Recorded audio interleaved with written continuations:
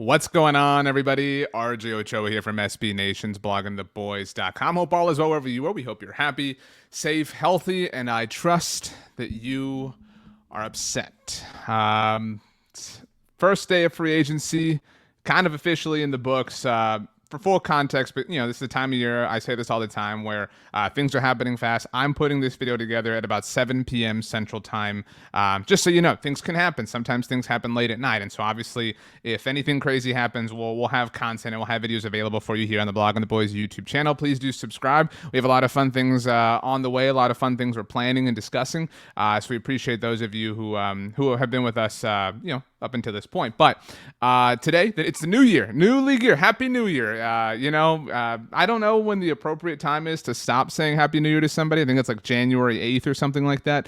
But Happy New Year nonetheless. Everything that was previously agreed to is now basically official. Most things in the NFL, as an example, Russell Wilson held his introductory press conference with the Denver Broncos. Carson Wentz is now officially a Washington Commander, so on and so forth. Amari Cooper is now officially a Cleveland Brown. And so we certainly wish Amari the best. He's going to wear number 2. I'm not a fan of the new jersey number rules. I liked 19 on Amari. I really, would have loved for him to have kept wearing 89. But 19 ended up working out well. And so all those things are done.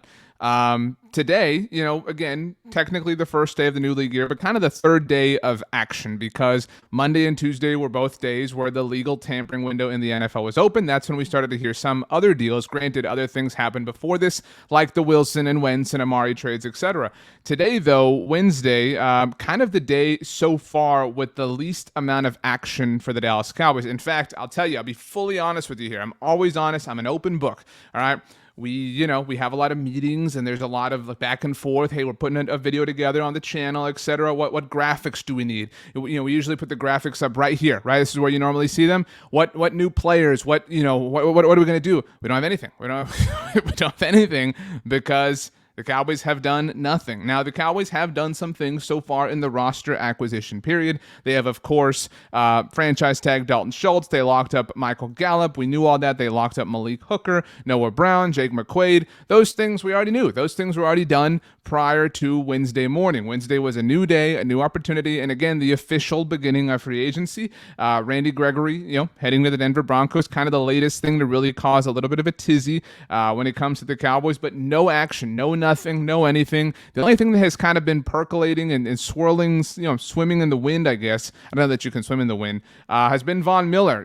We talked about that here because we've been doing daily updates on the channel about how Von Miller, according to NFL Network's Shane Slater, had interest in the Dallas Cowboys. That was reported on Tuesday. We all went to bed on Tuesday night. Please, on new league year eve, please give us Von Miller. And it really seemed like all day Wednesday it was down, maybe not down to the Cowboys and the Rams, but that the Rams were very heavily in the mix. The Rams, who by the way have less salary cap space than the Dallas Cowboys, but the Rams heavily in the mix to keep Von Miller around. Obviously, they traded for him, gave up a second and a third round pick just this past season, won the Super Bowl with Von Miller, and then out of nowhere on Wednesday afternoon, while everyone's kind of, finishing their workday, so to speak, Von Miller signs with the Buffalo Bills. It's a 6-year, $120 million deal. That's how it was initially reported and initially phrased. Those things aren't always totally indicative of what is truly at stake, because a lot of people, they see this, they say, that's $20 million a year. I don't want to pay that for, outside linebacker, edge rusher, whatever,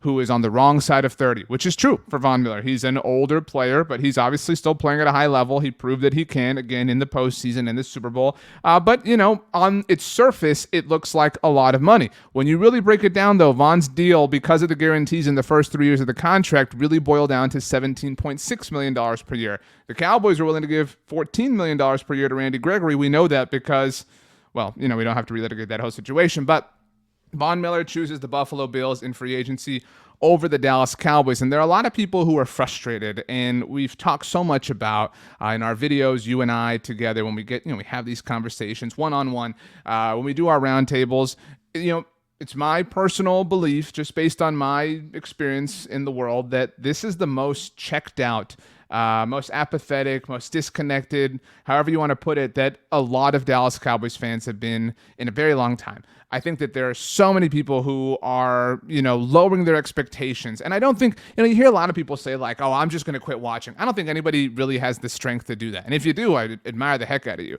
But, football is such a part of the fabric of our lives in the fall. Now, there won't be any falling back. It's going to really freak us out. But I mean, you can't just disconnect yourself. And again, if you can, you have a level of strength that I do not.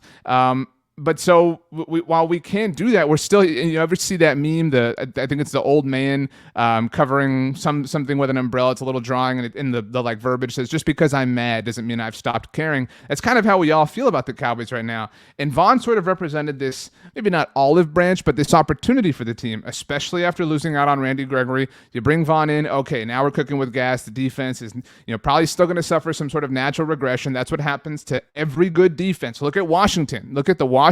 We talked about this on the NFC's mixtape. Brandon Gatton and I look at the Washington Commanders in 2020, had one of the very best defenses in the NFL and suffered a natural regression, which is very normal for defensive success in 2021. Now, Washington went way to the other end of the spectrum, but it makes sense that the Cowboys defense is going to regress to some degree. Landing Von Miller would have obviously helped that not happen, but Von Miller now with the Buffalo Bills.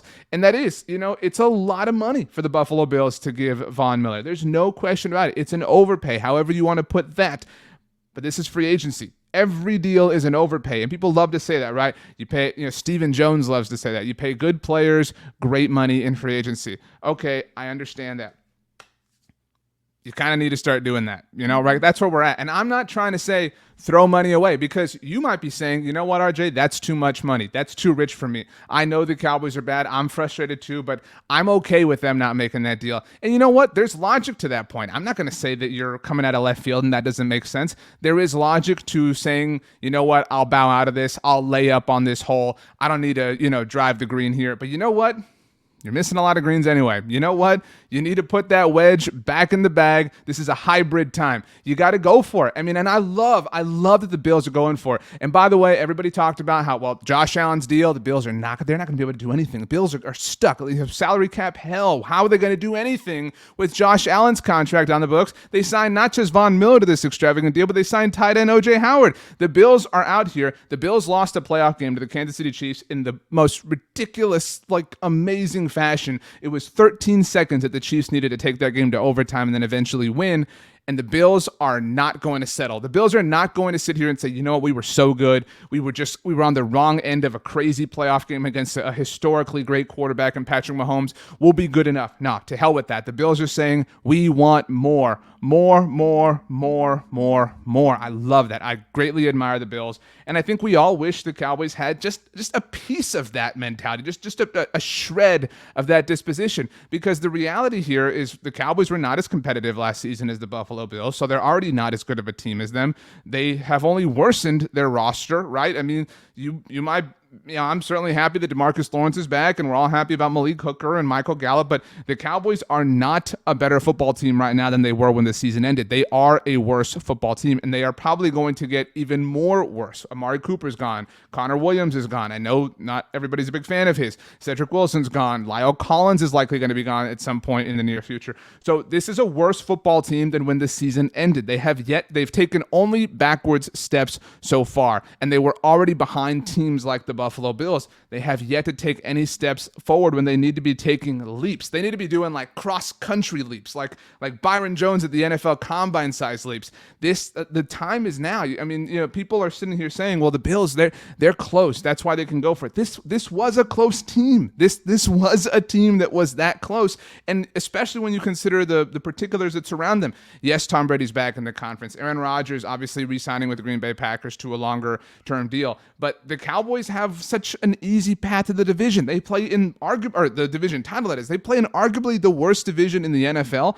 It's improving a little bit, but I mean, they should have a green light all the way straight to the tournament at the very end of this season. And if they have help, they can obviously do some damage there. And so it just kind of seems like they're willing to rest on their laurels, which is the way that they have always approached free agency. I know that that's what you're going to say. RJ, you shouldn't be surprised by this. Why are you surprised? I predicted this from a mile away. You're right. And mean, I don't know that I believed it was going to happen. I think I just had a false level of hope. We all want to believe. We're all hopeless romantics at the end of the day when it comes to sports, because that's what sports are. And so there's a piece of us that is just every day when it comes to something like this, we wake up, we say, maybe it'll be different. Maybe they'll change. Maybe something will happen. Something will click and I'll believe again. And we have all held on to that. And so the frustrating thing is now we're sitting here almost an entire day into the first wave of free agency, the first true wave, literal wave. Obviously, again, things have been happening for a while, and it's only confirming our priors. It's only confirming that the Cowboys are still in no way inclined to change the way they operate, to change the way they build their team. And that's a really frustrating thing. And you might be sitting there saying, but RJ, they draft so well. They have 9 draft picks. They have 4 in the 5th round. They can move around, etc., blah, blah, blah. And you're right. They do draft very well. Last year, they drafted Micah Parsons. And even if you think that that is a bit of a unicorn, and it is, you're not going to draft a Micah Parsons every single year. And it's a lot harder, by the way, to draft a Micah Parsons at 24 than it is at 10, even though they ended up taking him at 12. They drafted Ochoa in the 3rd round, right? There was a lot of, talent that they seemingly drafted ultimately overall from the class of 2021. And so, you might be sitting there and saying, you know what, RJ, if all they got to do is nail this draft, you're right. If they nail the draft, then, they will have a large influx of talent on their roster. My question to that idea is, why purposefully put so much pressure on the draft? Why? I mean, it's possible, right? It's very possible that the Cowboys might have that high level of success in the draft. But what if they don't? What if they don't? What if they don't find a Micah Parsons or a Micah Parsons level of production with the 24th overall pick? What if they miss? What if they miss in the 2nd round? What if they miss with all 4 5th-round picks? What if they miss? What if they are not as great as they have been in recent seasons, right? What if they miss? I mean, I just think it's silly and it's a little arrogant to completely poo-poo half of the roster acquisition opportunities by way of free agency. And that's not to say sit here and throw all the money in the world at Von Miller or Chandler Jones or whoever it may be, but you got to do something. You got to do something, because right now your roster is worse and everybody else is getting better. And now, and this has been obvious for a long time, but it's becoming really obvious. Like this is to a point where I think a lot more people are starting to see what it was the expression. I saw Skywalker. I was trying to talk several different things at once. Skywalker Steele does a great job with A to Z Sports. Tweeted this out the other day. The expression, see the forest through the trees, or see the forest for the trees, whatever the case may be. A lot of people are really starting to see the Cowboys for who they are now. And I think that is becoming really obvious with free agency, and it's obvious with Von Miller, right? It's really obvious that Von Miller used the Cowboys. And good for Von. He used the impression that he was going to join the Dallas Cowboys. DeMarcus Ware wants him to go. Micah Parsons is putting the video on his Instagram story. Oh, man, whatever. And that is what happens this time of year. Think about all the people who have name-dropped the Cowboys at different points in time. And it's not just free agents. It's draft prospects, too. Think about Myles Garrett. Myles Garrett, who went number 1 overall 5 years ago. In the lead up to that, you'll recall, made a video and actually pleaded with Jerry Jones to trade Tony Romo at the time to get the number 1 overall pick so he could play. Deshaun Watson, who, is a different story. When he was entering the draft process, that was the same year in 2017, he at a dinner, at a gala or an awards ceremony, spoke to Jason Garrett and said, I know you have Dak Prescott, but, I'd love to play in Dallas. I believe that awards ceremony was actually in Dallas. Tua Tagovailoa, in the lead up to the draft process, did an interview with NFL Network, said that he wanted to play for the Dallas Cowboys. All the Dallas Cowboys are is a big shining light to give whoever it is, a draft prospect or a free agent, the attention they need to benefit however they can. For a draft prospect, it's obviously to go higher in the draft, get your money, get your status, whatever the case may be. And for a free agent, it's to get a better deal, to get more money, to get higher guarantees, whatever the case may be. We saw with Von Miller. We're starting to see it right now. Patrick Peterson. Patrick Peterson was on NFL Total Access on Wednesday evening and name-dropped the Cowboys among teams that he could potentially wind up joining because he's a free agent. It's a tale as old as time. There's no beauty. It's just a beast. I wish I had something more optimistic to share with you today. Frustrating day for a lot of Dallas Cowboys fans. So hopefully Thursday's a little bit different. We'll continue with our updates throughout the week. Please do subscribe here to the Blog on the Boys YouTube channel. Like I said, we have some fun stuff coming down the bend.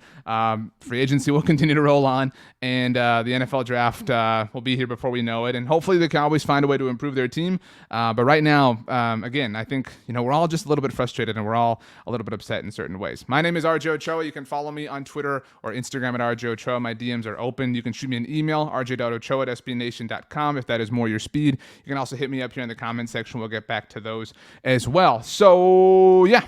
Thanks for joining us, everybody. We'll see you next time.